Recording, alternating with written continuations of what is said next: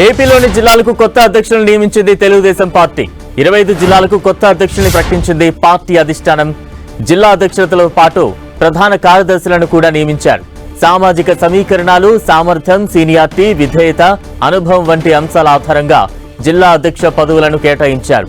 జిల్లా అధ్యక్షుల్లో 8 మంది బీసీ, 11 మంది ఓసీ, 4 ఎస్సీ, 1 మైనార్టీ, ఎస్టీకి చెందిన వారికి ఛాన్స్ ఇచ్చింది అధిష్టానం.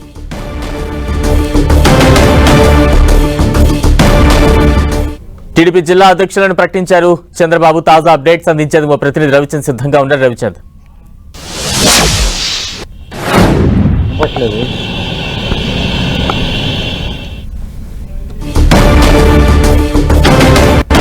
బ్రేకింగ్ న్యూస్ చూస్తూ ఉన్నాం. ఏపీలోని జిల్లాలకు కొత్త అధ్యక్షులను నియమించింది తెలుగుదేశం పార్టీ. 25 జిల్లాలకు కొత్త అధ్యక్షుల్ని ప్రకటించింది. జిల్లా అధ్యక్షతలతో పాటు ప్రధాన కార్యదర్శులను కూడా నియమించారు.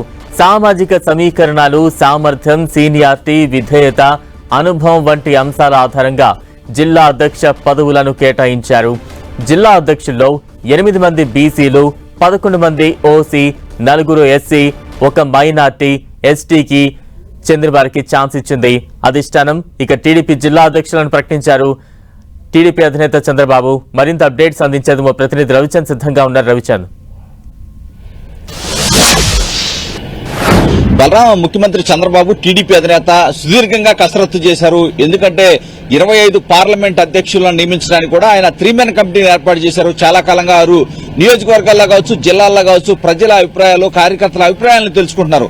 ప్రజల్లో పలుకుబడి గల వ్యక్తులనే ఈసారి జిల్లా అధ్యక్షులుగా నియమించాలని చంద్రబాబు భావించారు. ఈ నేపథ్యంలోనే త్రిసభ్య కమిటీల ఆధ్వర్యంలో ఫీడ్బ్యాక్ అంతా కూడా తీసుకున్నారు. ఆయన కూడా గత అర్ధరాత్రి వరకు కూడా ఆయన కూడా బేరోజు వేసుకున్నారు, కసరత్తు చేశారు. ముఖ్యంగా బలహీన వర్గాలకు ప్రథమ ప్రాధాన్యత ఇవ్వాలని టీడీపీ ఎప్పుడు బలహీన వర్గాలకు ప్రాధాన్యత ఇస్తుంటుంది. ఈ నేపథ్యంలోనే 25లో 8 ఏదైతే పార్లమెంట్ కి వారిని అధ్యక్షులుగా నియమించడం జరిగింది. అదేవిధంగా ఓసీలకు 11 స్థానాల్లో 11 జిల్లా కమిటీలను అప్పగించడం జరిగింది. అదేవిధంగా మహిళలకు కూడా మొదటిసారిగా మహిళలకు కూడా 4కి స్థానం కల్పించారు. అదేవిధంగా ఎస్సీలకు కూడా 4కి స్థానం కల్పించారు. ఈ విధంగా చూసుకుంటే సామాజిక సమీకరణాల్లో బలహీన వర్గాలకు పెద్దపీట వేశారు. మహిళలు కావచ్చు, సీనియర్స్, జూనియర్స్ ఎవరైతే ప్రజల్లో పరపతి ఉందో వారందరినీ కూడా నియమించిన పరిస్థితి మనకు కల్పిస్తుంది. ఎటువంటి ఒత్తిడికి లొంగకుండా నిర్ణయాలు తీసుకున్నట్టు కూడా మనకి కనిపిస్తుంది. ముఖ్యంగా 4 ఎమ్మెల్యేలకు కూడా అవకాశం కల్పించారు. ఏదైతే ఎంఎస్ రాజు ఇక్కడ హిందూపురం నుంచి ఎంఎస్ రాజు మడకసిరి ఎమ్మెల్యేకి అవకాశం కల్పించారు. గౌరు చరితారెడ్డి ఇక్కడ ఏదైతే నంద్యాల పార్లమెంటు అధ్యక్షురాలుగా ఆమె నియమించడం జరిగింది.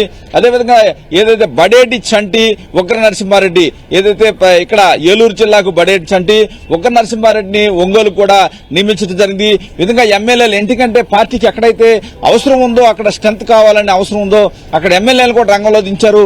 బాగా సీనియర్ అయినటువంటి పనబాక లక్ష్మి కూడా తిరుపతి జిల్లా బాధ్యతలు అప్పగించారు.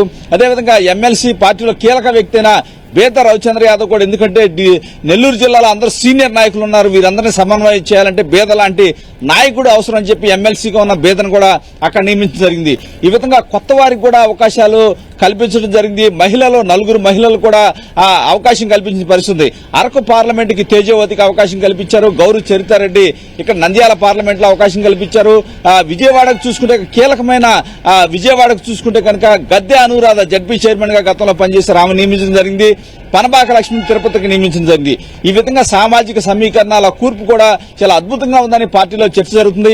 అయితే ఆఖరి నిమిషంలో గతంలో వచ్చిన పేర్లకు భిన్నంగా ఆఖరి నిమిషంలో కొన్ని మార్పులు అయితే సంభవించాయని చెప్పుకోవచ్చు. ఇప్పుడు కర్నూలు జిల్లా తీసుకుంటే ఉమ్మడి కర్నూలు జిల్లాలో ఇద్దరు కూడా మహిళలకి, కృష్ణమ్మ అనే మహిళకి కర్నూలులో అవకాశం ఇచ్చారు. నంద్యాల, కర్నూలు రెండింటి కూడా మహిళలకు అవకాశం ఇచ్చిన పరిస్థితి ఉంది. అదేవిధంగా పల్నాడు జిల్లాకు చూసుకుంటే కనుక ఇక్కడ కొమ్మాలపాటి శ్రీధర్ అని మొదటి నుంచి భావించారు. అనూహ్య జాన్ సైదా పేరు ఇక్కడ తెరపైకి వచ్చింది, ఆయనకి కేటాయించడం జరిగింది. కొన్ని స్థానాలు కోట్ని బాలాజీ ఇక్కడ అనకాపల్లి అని ముందనుకున్నారు, కానీ తాతాబాయి పేరు ఆఖరి నిమిషంలో రావడం జరిగింది.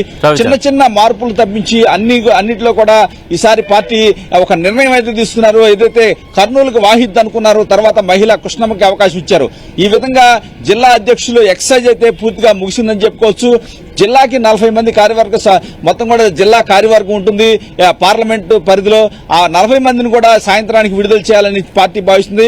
మొత్తానికి ఇప్పుడు వరకు అయితే జిల్లా అధ్యక్షులు, ప్రధాన కార్యదర్శులు లిస్టు అయితే విడుదల చేశారు. బలరాం, అంటే పదవి ఆశించి భంగపడ్డ వారిని ఏ రకంగా అకామిడేట్ చేయబోతున్నారు? వారిని బుజ్జగించే ప్రయత్నాలు ఏమైనా మొదలయ్యాయా? డెఫినెట్ గా సామాజిక సమీకరణాల రీత్యా కొంతమంది అడిగినప్పటికీ కూడా ఇవ్వలేని పరిస్థితి. వారికి కొంత కౌన్సిలింగ్ అయితే మాట్లాడడం జరిగింది. వారికి ఎందుకంటే రేపు రాష్ట్ర కమిటీ కూడా ఏర్పాటు చేయాలని భావిస్తున్నారు. సంక్రాంతిలోపు రాష్ట్ర కమిటీ ఉంటుంది, పార్టీ జాతీయ కమిటీ ఉంటుంది. వీరందరినీ కూడా అక్కడ ఉపయోగించుకునే అవకాశం ఉంది. మరి కొంతమందికి మాత్రం నామినేటెడ్ పదవులు ఇంకా ఖాళీలు ఉన్నాయి, వాటిలో కూడా భర్తీ చేయాలని భావిస్తున్నారు. ఎందుకంటే నిన్న నారా లోకేష్ రీజనల్ కోఆర్డినేటర్లతో కూడా సమావేశమయ్యారు. మిగిలిన ఎవరైతే అర్హత ఉన్నారో నామినేటెడ్ పదవులకు వారి లిస్టులు రెడీ చేయమని కూడా కోఆర్డినేటర్లు ఆదేశించారు. ఈ నేపథ్యంలో కొంతమందికి నామినేటెడ్ పదవులు అవకాశం కల్పిస్తారు, కొంతమందికి రాష్ట్ర కమిటీ ఉంటుంది, జాతీయ కమిటీ. వీరందరికీ పార్టీలో కష్టపడ్డ ప్రతి కార్యకర్తకి న్యాయం చేస్తానని లోకేష్, చంద్రబాబు చెప్తున్నారు. ఈ నేపథ్యంలో ఎవరూ అధైర్యపడాల్సిన అవసరం లేదు. సీనియారిటీ కూడా తగిన గుర్తింపు, గౌరవం ఉంటుందని కూడా పార్టీ హైకమాండ్ అయితే ఆ విధమైన భరోసా ఇస్తుంది. ఎవరైతే మిస్ అయ్యారో, కీలకంగా ఉండి అర్హులైన వారు ఎవరైతే మిస్ అయ్యారని భావిస్తున్నారో, కుల సమీకరణాల రీత్యా కూడా కొంతమందికి అవకాశం దక్కలేదు, వారికి మాత్రం భవిష్యత్తులో మరింత అవకాశం కల్పిస్తాం రాష్ట్ర కమిటీలు అని చెప్తున్నారు. ఇక్కడ చూస్తుంటే కన్నా పల్నాడులో శ్రీధర్ కూడా రాష్ట్ర కమిటీలో అవకాశం కల్పించే అవకాశం అయితే మనకి కనిపిస్తూ ఉంది. Right, thank you Ravichandra.